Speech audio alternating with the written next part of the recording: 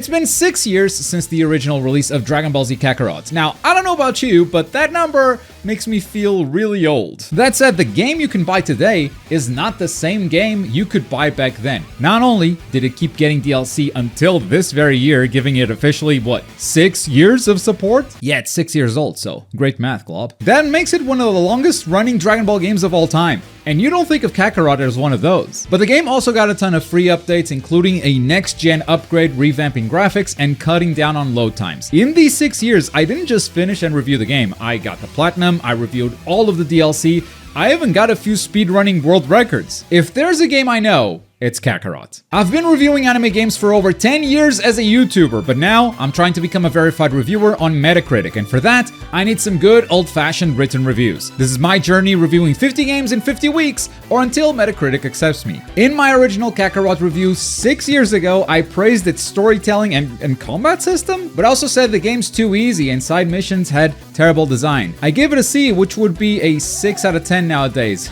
I think I keep saying this, but that feels way too low for what I remember Kakarot being. So let's see just how much better it got. First of all, when you hit new game now, you can pick a difficulty. Easy, normal, or hard, immediately addressing one of the issues on our checklist. This difficulty was only added post-launch, but my god, it's a complete game changer. Because this game being easy means a lot of its systems just don't work. In case you didn't know, this game was sold as an RPG, and back at launch, you could simply ignore most of the RPG elements and just play it like an action game for the most part. If you think about it, difficulty is what makes this happen. If nothing in the game is challenging you, what motivation do you have to explore its systems? For instance, cooking. Through speedrunning, I've realized just how powerful some of these dishes are. So now, if you're playing on hard and you're stuck on a fight, you might actually want to pause, go cook something, eat, get those buffs, and return to the fight. But back then, cooking felt pointless. Because if I had a meal, these encounters would be easy, but if I didn't have a meal,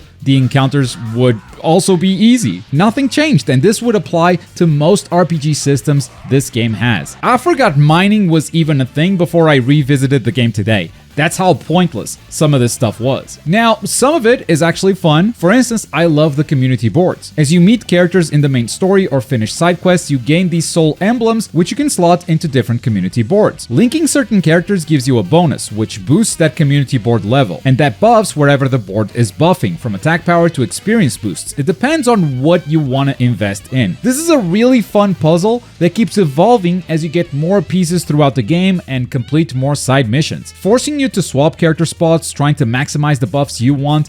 But regardless of how much fun it was, these bonus felt meaningless when the game was too easy. I mean, I beat this whole game without using a single healing item. In an RPG, bro. It was the only way I could even feel the slightest bit of challenge. The one thing that always felt significant, even back then, was your character's level and your talent tree. A big level difference will get you absolutely demolished in this game, or make you feel like a god in case you're the one that's overleveled. But this is where the game feels like a fake RPG to me, because you only level up when the game wants you to. Here's an example. During the Saiyan Saga, while training for the fight against Nappa and Vegeta, side missions can give you anywhere between 100 to 500 experience points. But then, Goku comes back from King Kai's planet, and he gets 143,000! It doesn't matter how much content you clear, how much you grind, your influence in your character's level is minuscule compared to what the main story does. There is some real influence in the talent tree, however. Choosing which passive buffs do you want to equip and which super moves do you want to use,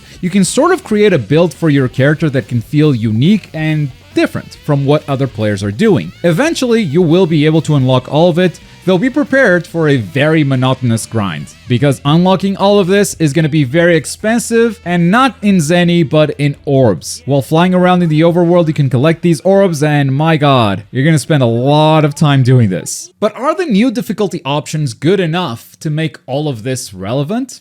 Almost. I still don't think mining is that important, but just playing the game today on hard from the very beginning, I died on Piccolo vs Raditz. I had to lock in, I had to play seriously. These bosses, they hit like a truck on hard, especially if you're out-leveled. And that's probably the best segue we're gonna get to talk about combat today, so combat. Now, I think my praise of combat in the original review was a bit much. I remember it being mostly because of the boss fights, saying they provided a lot of unique battles by having a ton of different mechanics for each one. And don't get me wrong, The boss fights are good, but when you can avoid most attacks by spamming dodge sideways and using your defensive bubble, they don't feel as unique as they once felt to me. And you know, maybe I'm biased because I've played so much of this game at this point. I mean, my strategy for every fight is to first go for stun, using body blow or something like that, and then spamming supers because that's what speedrunning has taught me. That's the most effective strategy. That probably has some influence on why I don't feel like these fights are as unique as I thought they were 6 years ago. But someone reading this review in the future will have zero experience with the game when they first pick it up, so I have to keep that first experience in mind because not everyone's going to be a speedrunner. In fact, most people won't. Still, I think combat is snappy. It is cinematic when you want it to be,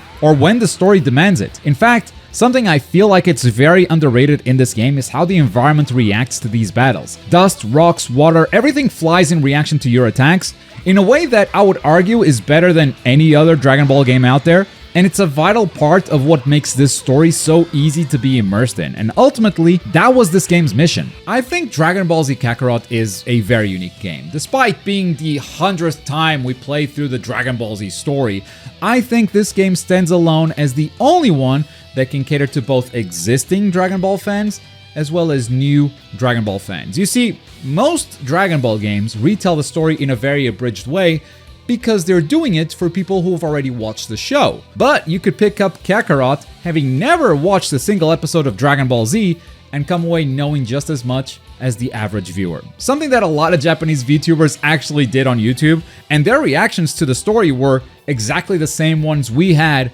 watching those exact same moments. Kakarot really is the complete retelling of Dragon Ball Z in a way that no other Dragon Ball game ever was. From this point of view, the mission this game sets out to achieve is flawlessly completed. There were some moments that were cut from the story, absolutely. I know some people are going to mention those in the comments. But even though I would love for them to not have cut anything, turns out that maybe those moments weren't that essential to retell the whole story. Besides, everyone talks about the cuts, but they don't talk about the new stuff they added. Do you remember the scene with the Saiyans making fun of Raditz before he comes to Earth? That really changes how you see Raditz before the battle against him. Someone they called a runt was this powerful? Brother, we are not ready for what's coming. Or even the small father-son moment with Gohan at the start of the game. Plus, to make you play through some moments that you've only watched before makes the story so much more immersive. Small things like Gohan hunting for food while surviving in the wild. In my opinion,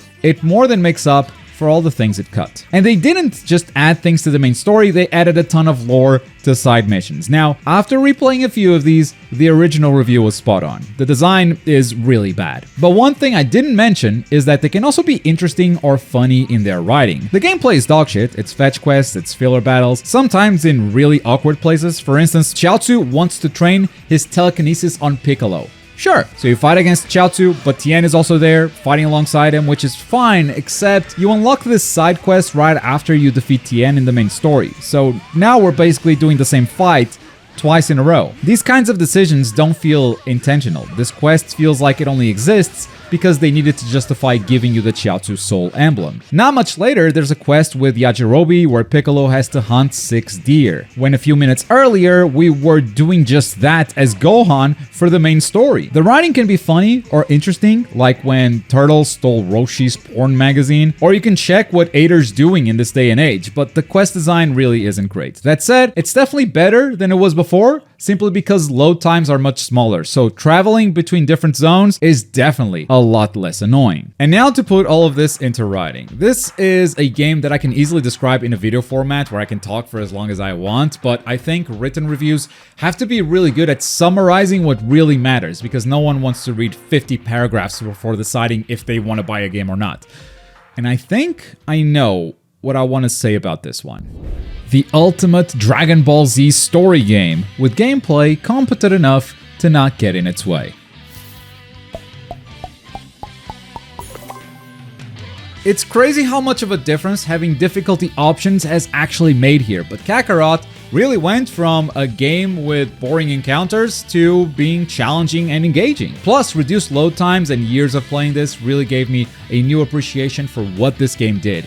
and it did it better than any other Dragon Ball game before. Review number 9 done, 41 to go. Next week, I'm hoping to bring you an Avatar Legends review. That will count towards the series, but because it's a new release and it's the first time I'm reviewing that game, it won't have the title and intro as usual, just so you know. But it does count. And as always, thank you very much for watching. My name's Globku, and I'll see you next time.